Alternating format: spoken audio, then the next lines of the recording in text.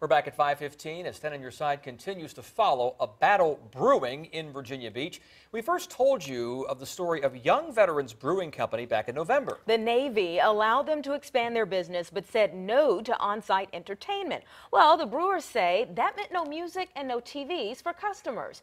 Now our Matt Gregory has learned Representative Scott Taylor got involved. Yeah, Congressman Scott Taylor took the Young Veterans Brewing Company's concerns to D.C. He says he sat down with the Navy to find out if they could ease up on their restrictions for business. He says he's found that change is easier said than done.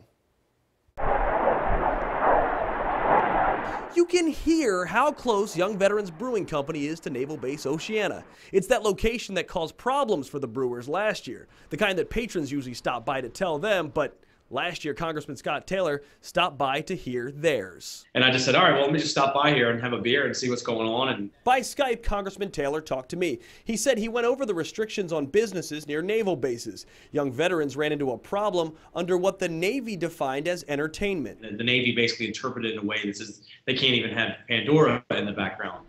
Taylor says he got to Washington, D.C., and eventually he met with high-ranking Navy officials on the subject. And I emerged from the briefing definitely believing that some of the language is antiquated. It doesn't really reflect some of the businesses of today. After those meetings, the Navy responded. In a letter, the Rear Admiral for the Navy Region Mid-Atlantic wrote to Taylor, "The conclusion remains that television and music played for the benefit of patrons is a recreational activity that is prohibited under easement restrictions." Taylor tells me he remains undeterred, and he says his next step is to work through Congress. Work the language in a way that reflects how businesses are run today. At the same time, maybe in that change, maybe the military gets a commitment from the community or state. Taylor wants to find a balance that helps the young veterans and doesn't interfere with the Navy.